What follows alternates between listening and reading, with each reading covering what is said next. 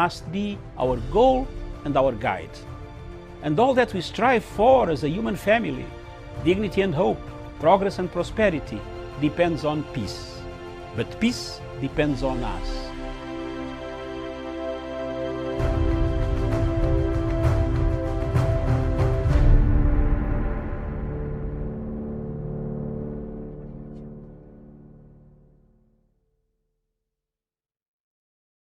Very good morning to you, and thank you so much for finding time to be with us today. This is Kenya and Africa at large, where we get to bring you the latest from the Republic of Kenya and also from the continent of Africa. Thank you so much. My name is Miriam Ogutu. Good afternoon, good evening, depending on where you are tuned in today. So as usual, I'll take us through quickly the headlines, and then we shall come back and start our conversation with my panelists. We'll start with the Star newspaper, and the main headline of the Star newspaper this morning: why court battle could force DP Ruto to resign. His resignation would mean going into election without trapping of power. The story is on page 4 and 5 on the Star. Neglected Murumbi Memorial Garden in City Park gets a facelift. That is on page 2. And rare cancer killing Kenyan children within 2 years. You'll find that on page 7. And the yogurt business was triggered by need to curb waste of milk. You'll find that on page 10.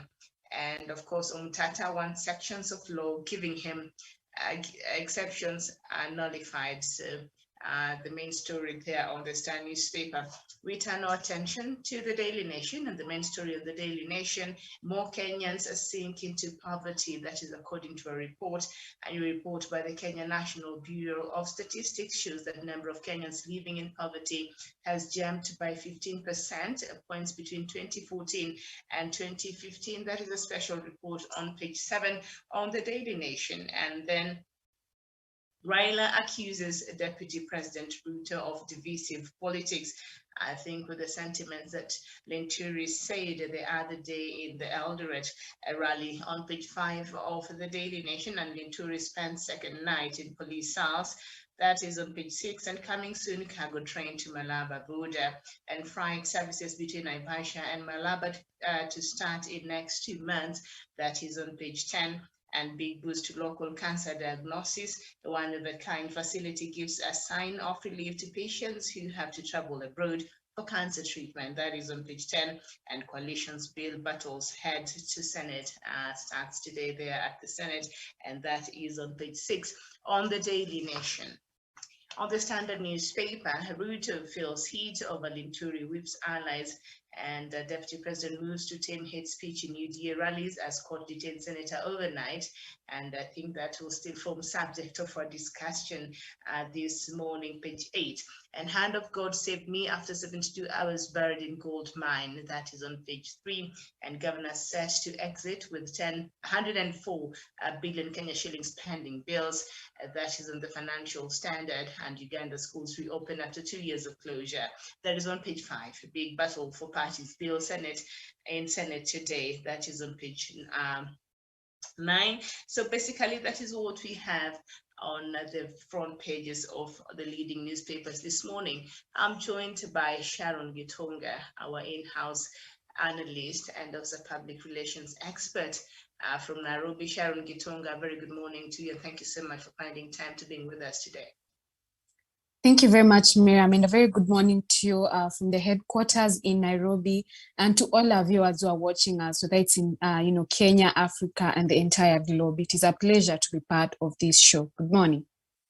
All right, good morning. So obviously we'll start with the headline this morning. The story by Linturi continues to make headlines, and so yesterday, let's just read what the Standard newspaper has on the front page, and we hear what Ruto now has to say. As I read there earlier, the headline is Ruto feels heat over Linturi and now whips allies. Deputy President comes to tame hate speech in UDA rallies as court detained Senator overnight. Magistrate to give more details today. And over institutions charged with ensuring that we have a peaceful country should not create two sets of law for two sets of people. Linturi has withdrawn and apologized. That is according to Deputy President William Ruto. That is what he said And I don't want to be accused of politicizing this case by sitting beyond 5 p.m. I have taken an oath to defend the Constitution. That is according to Nakuru Chief Magistrate Edna Nyaloti. And I want to ask the criminal justice system and the National Cohesion and Integration Commission to apply the law equally when dealing with hate speech. That is according to MP Aiden Duale. They've been quoted there on the front page of the Standard newspaper. So the main story of that is on page 8. So let's just head on there and see now what's really happening. And Deputy President William Ruto has taken full responsibility for the utterances by Meru Senator Mithika Linturi, terming them as regrettable. Speaking in Bomet and Kericho counties, a day after authorities arrested Mr. Linturi over alleged incitement, Dr. Ruto warned politicians allied to the United Democratic Alliance, UDA, against using language likely to cause divisions in the country. Linturi was arraigned at a Nakuru court yesterday over the alleged incitement statement made at a political rally in Eldoret on Saturday. Yesterday, when Ruto took the podium at the Bomet Green Stadium, he sounded apologetic, saying Senator Linturi had realized he made a mistake and had apologized unreservedly to Kenyans. The DP, however, cautioned his allies against reckless talk, saying they should watch what they say to avoid causing hate speech. And I'm sure people say, okay, fine now, Linturi has apologized. Can we just move on and forget this matter? But also there's a section of Kenyans who feel these remarks were made in that rally in Eldoret. The deputy president was present in that rally. And of course, Linturi, I spoke before the deputy president. The deputy president comes and speaks and does not correct that when he stands there in Eldoret when he had an opportunity. So yesterday he says, you know what, we apologize as UDA party, and now he's warning the UDA politicians not to be making such a kind of divisive utterances, especially in public. So Sharon, I don't know what you make of this late move by Deputy President. Is it a little too late? And has the damage been caused especially to UDA party? Miriam, thank you very much. And of course, I am part of the section of Kenyans that you talked about that feel very strongly that this kind of apology is disingenuous and could actually be a political gimmick to protect the party. Because like you've outrightly said, I think the best thing would have been to reprimand him and call him out, to clear the air, because he actually spoke the last during the mega rally. But now he had to wait until the public got, really agitated and furious, and he had to succumb to the pressure coming from the public, and this is one of the reasons that I feel like he's not quite genuine. And on another thing, I believe this kind of apology was given in the wrong forum. Why? Because these kind of remarks were given in Uasin Gishu, but now trying to give this apology to in a different kind of a setup, a totally different in a totally different setup also does not add up. And but the deputy president has actually been in previous platforms calling out even the president a con man, and there's not so much action even being taken upon him. So this is also what begs the question of probably he could be a representation of the remarks that were given by a senator of Meru County, that is Mithika Linturi.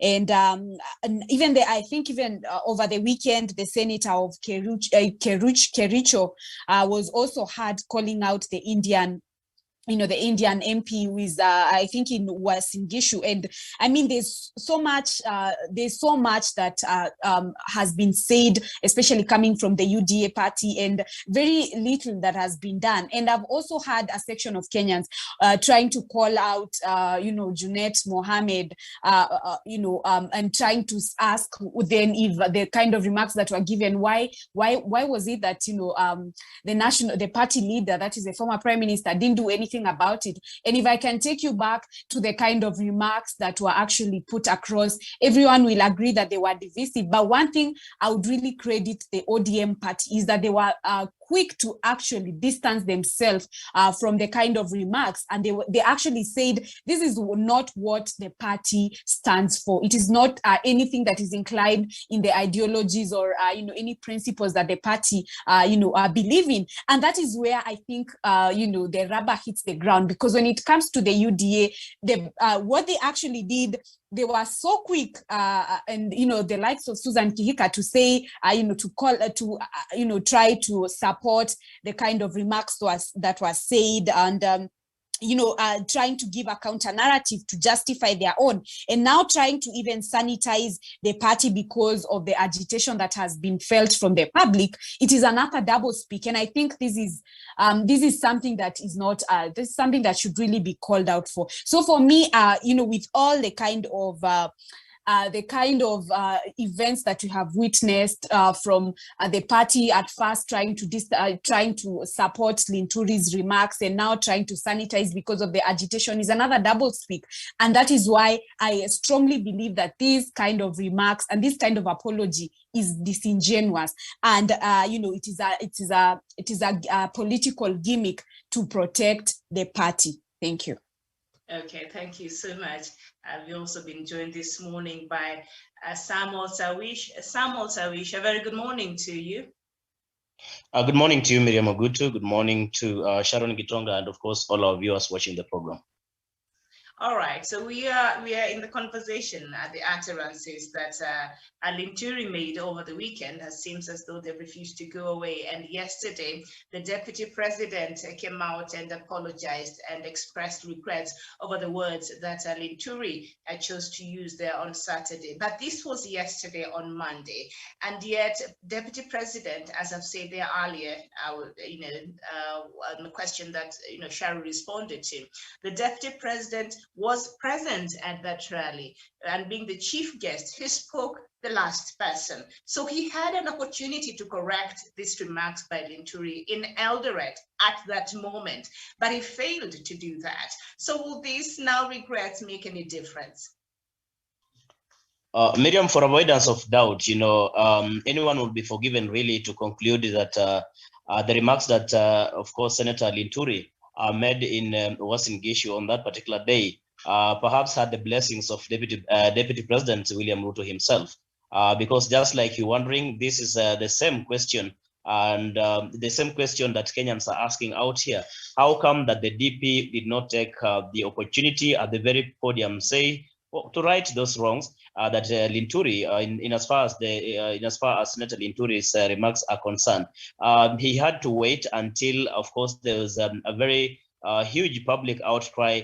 And of course, the condemnation coming from all quarters and all leaders in the country. And of course, also after the arrest of Senator Linturi is when Deputy President William Ruto now came hypocritically to attempt to say that he's apologizing on behalf of the party and on behalf of Linturi. I can quite tell you, Miriam, the most important thing now here is not about Deputy President William Ruto even apologizing, because what we needed to see him do really as an expression of commitment to make sure that his party and all the leaders that actually are allied to him are not going to be spewing hate, are not going to be propagating hate speech and tribalism in as far as the campaigns are concerned.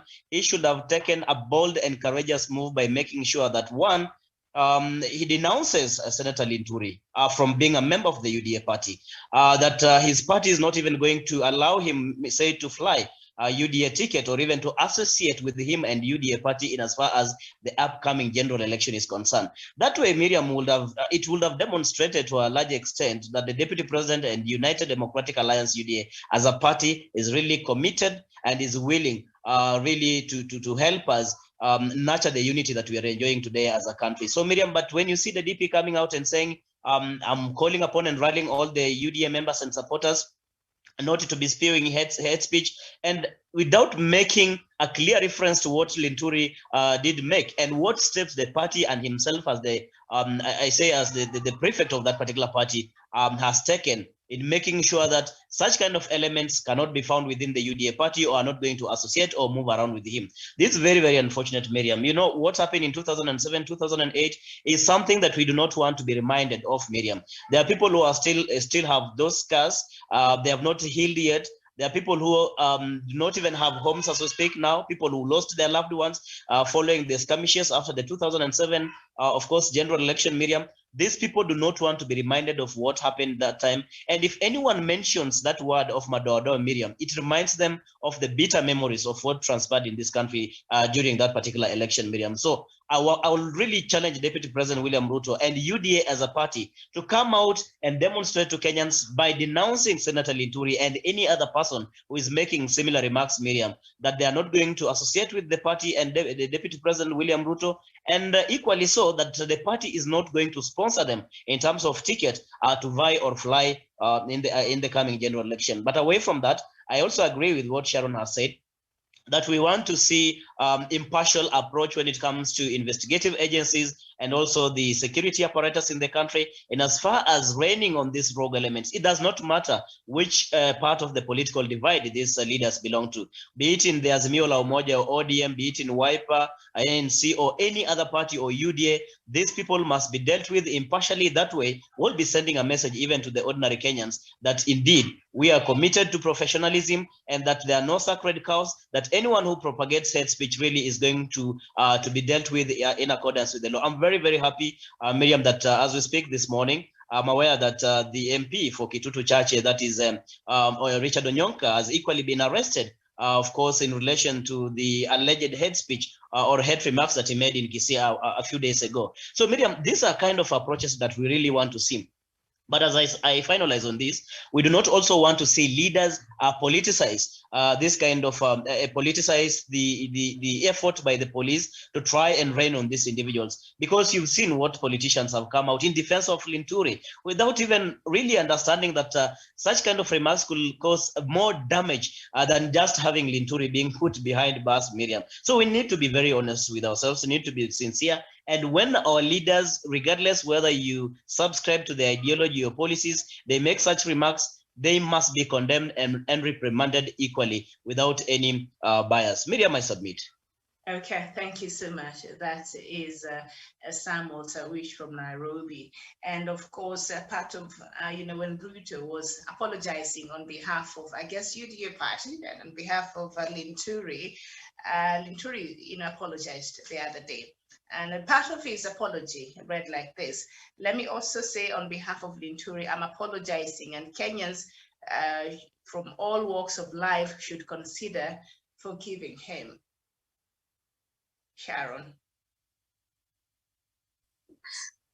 Miriam, I have categorically said here that I have enough conviction to tell me that this kind of apology is very disingenuous and sort of an hypocrisy, because, I mean, it's been over 48 hours since, these remarks were actually made up.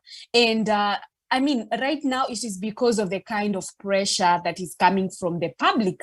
And I mean, the public is agitated. So the best they had to do, try to protect their image and protect their the brand, that is the UDA. It was, of course, to try and sanitize, and by coming out to give an apology. And it also begs the question of what kind of leaders do we have in place. This was such if I look at the kind of maturity that was dispensed during the Azimio la Umoja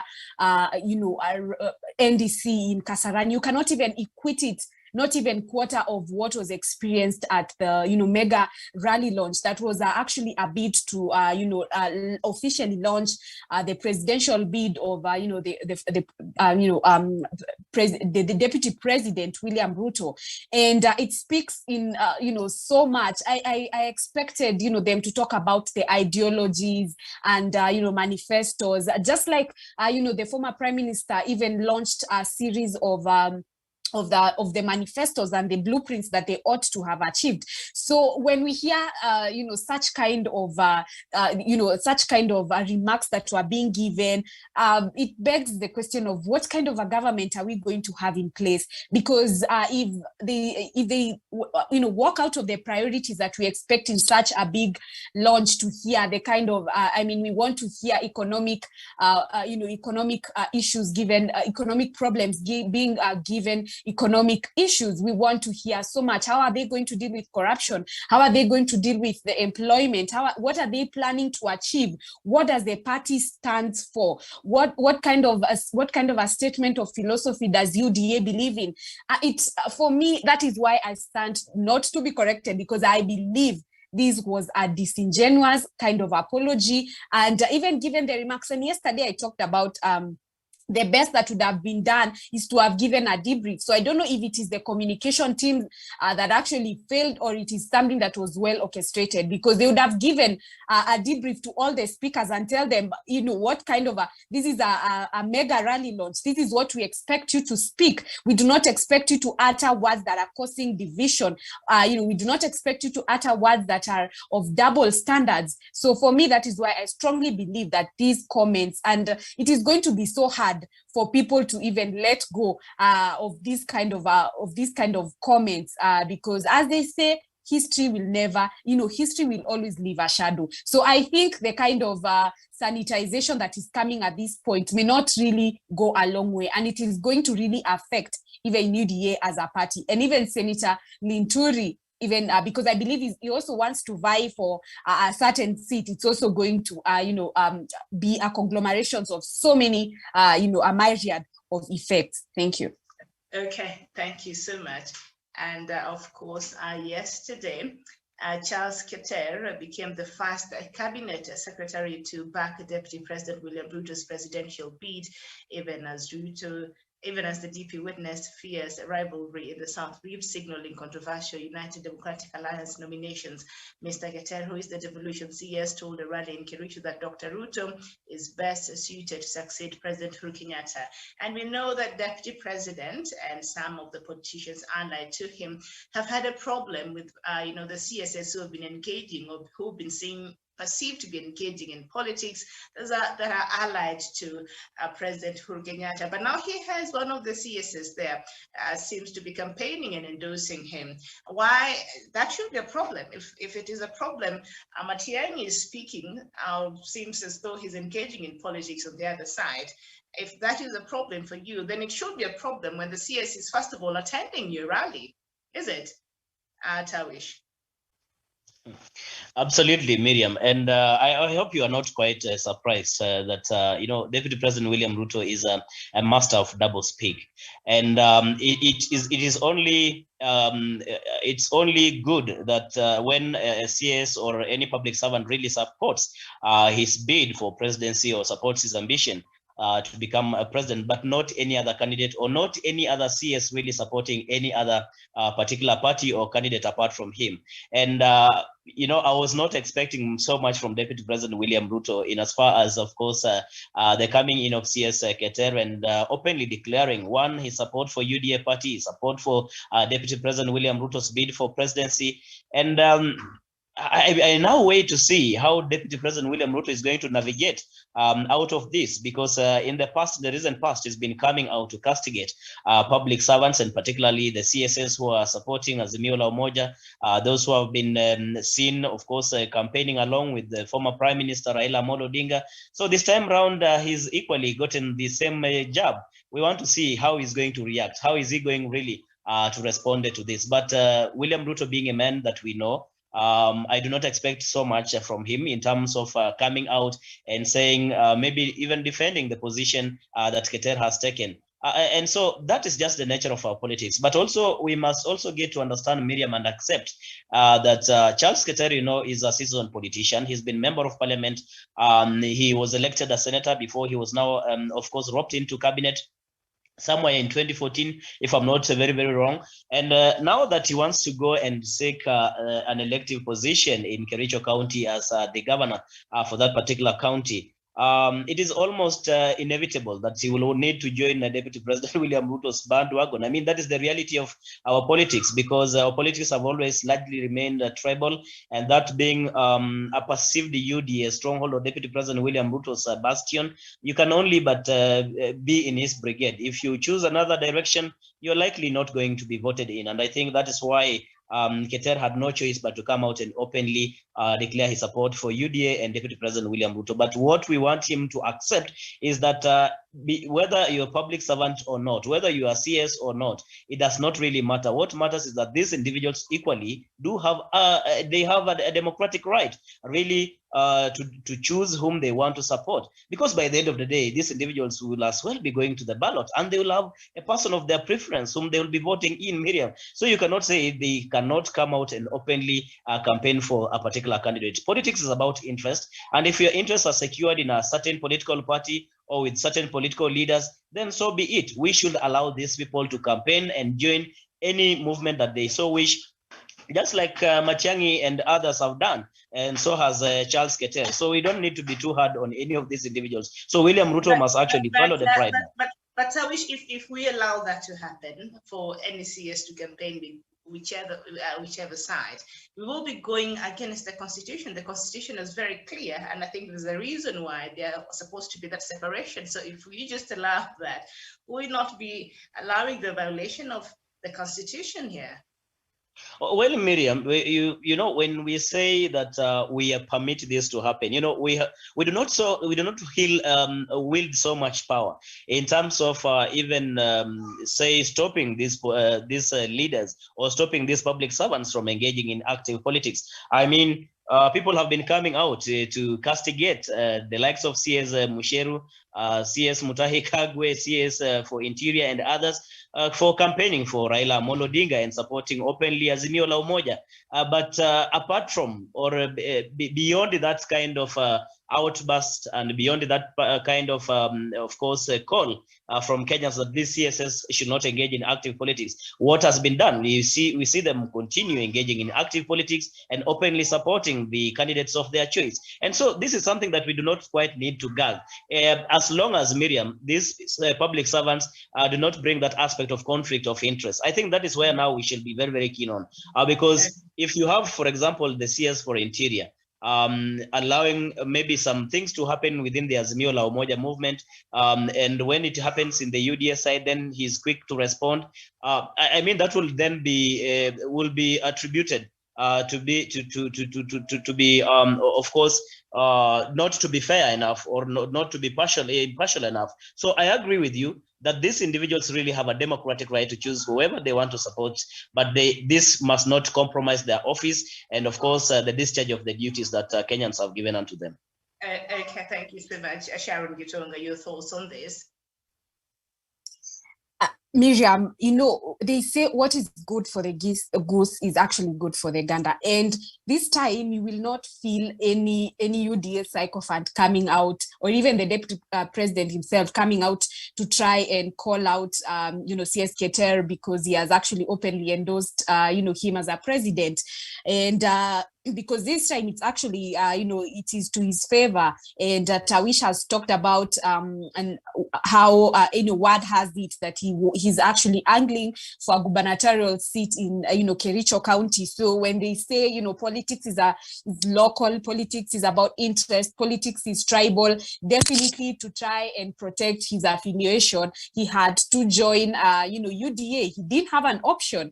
So, but then I'm also keen to look at the substance that, you know, CS Keter has, you know, produced during his tenure as a CS of energy, and any manner of track record or any, for him, I would say he has a zero scorecard, because he's the only CS who actually oversaw KPLC, which is a monopoly, under his helm of the leadership.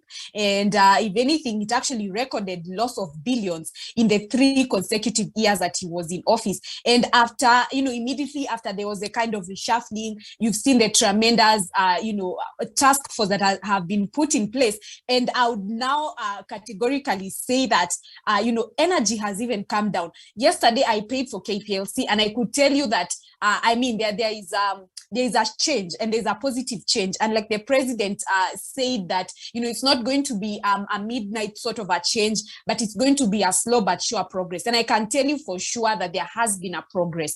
So for me, I would try and look at the substance and not about the number of people, because at the end of the day, we keep on saying that numbers do not necessarily translate to votes, but what kind of substance has yielded even to these, CSK, even back at his backyard, looking at, what he has been able to deliver, what he has been able to do for the time that he has been in office.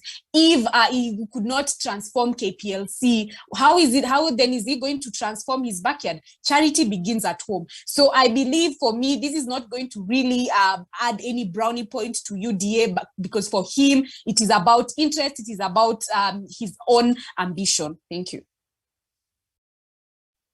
Okay, all right, let's just leave that there for right now. But still, just under that story on page 4 on the Daily Nation, activist Okia Mutata wants Deputy President William Ruto and other public officers who want to succeed President Uhuru Kenyatta compelled to resign ahead of nominations. In a case filed under certificate of urgency, Mr. Mutata argues that public officers, including a sitting deputy president, a governor, deputy governor, MP, and MCA, must vacate office before nomination, to contradict the provisions of Article 83, sub-Article 3 of the Constitution, which requires that administrative arrangements for holding elections be designed to facilitate and not deny an eligible citizen the right to stand for election. And we know, as we speak right now, there's a case ongoing in court challenging the same sections of the Constitution, because even the MCAs or the members of parliament, if you want to seek another elective post, then you have to resign from your position. I say an MCA want to become a member of parliament, so the law demands that you resign from that position so that you're able to campaign for that other position that you're looking for. So Musata, you're saying we should take this all the way, and say also that even the deputy president should be should operate under this law. So now he's saying the deputy president as well should resign if he wants to run for the presidency, so that he's able to continue serving, even as the law also requires other civil servants to do so. And do you think this law would be seen as though it is targeted? Sam Motawish, and how do you think it will be received? And Mutata is already in court with this. Well, Miriam, from the public eye, of course, you will agree that indeed one will say this particular petition by one Okia Mutata is particularly targeting Deputy President William Ruto. And in fact, even in his application, he is very expressed that the Deputy President William Ruto should be, of course, should resign first as a deputy president if he wants to contest for presidency. But again, Miriam, the writers of the constitution that we have today really were also expressed in as far as what constitutes a public officer. And in this case, there was an exclusion or an exemption in terms of the president, the deputy president, the governors, members of parliament, as well as, of course, the MCAs, that we did not want to have, say, a vacuum. And that is why you see even the term of office for the president and the deputy president really expires or comes to an end when a new president and deputy president has been sworn into office. So in itself tells you really that there's no way we can run away from these dictates of the constitution, but unless maybe we will need to get more interpretation, or we will need to have to amend sections of the constitution, especially the article 137.3 of our constitution, and also the same one at 137.2 B, that of course allows the president, the deputy president, a member of parliament to continue serving until, of course, the time when we'll be getting into the elections, Miriam. So that is what it is. But unless then we need to change this constitution, as things stand now, the deputy president will still be in office until when a new president and deputy president really are sworn into office. So these are things that are anchored in our constitution. We cannot quite just come out and try to change them midway. Someone will argue that probably we are trying to bend the rules of the game midway, and I think this is not the time that we would want really to get ourselves into such kind of petty things. But unless this is a conversation that Kenyans can really have, it's a candid conversation. That even when we continue talking about the BBI and the prospect of the BBI coming back, say maybe this year, we really want to see whether such kind of things can be of course debated and be put in the BBI, so that it is now changed in a constitution that from the president, the deputy president, and all other public officers. Because again, people argue, especially those who support this application, argue that by virtue of Deputy President William Ruto still continuing being in office as Deputy President, yet again contesting for presidency is akin to having undue advantage over the other candidates. And so in itself, I think it's a candid discussion that we must actually have, leave alone even this application, whether it fails, whether it has merit or it does not have merit. But I think it's a conversation we must have nonetheless, even after this election, whichever way. Thank you, Miriam. Okay. All right, thank you so much. And we know as it is right now, any public officer or a public servant seeking to go for an elective post is required by the law to, resign from their position. The deadline was supposed to be on the 9th of February, but as we know, someone is in court to challenge that. So we're waiting for that ruling that will be given later this month. But in this case, activist Mutata Sharon is saying, can we just include also the position of the deputy president? That if the serving deputy president wants to succeed their boss, then they must resign first, and then chase after the ambition of succeeding their boss. This case here, do you feel as though it is targeted, and does it have grounds, or does Mutata has some case here? Omtata's petition is quite legitimate, given that it has actually been a public outcry to so many people. The deputy president continues to use the state machinery, earning a salary and all the benefits that is continued to get, and at the same time trying to abuse the same government. You cannot have your cake and eat it. This is a double standard to start with. But now we need to get back to the reality of the current constitution that we have, and Tawish has outrightly put it. The deputy president is actually appointed, is actually elected, not appointed. And on what grounds can we have him, can we have him to resign, either by, being impeached by 2/3 of, I think, the legislators. And the last time we had this kind of a petition with, I think it was a section of only 40 legislatures. So you can tell that clearly the number could not even, have this petition, coming to a fruition. And then also on the grounds of physical, mental incapacity, and probably if maybe, God forbid, that he gets to leave us.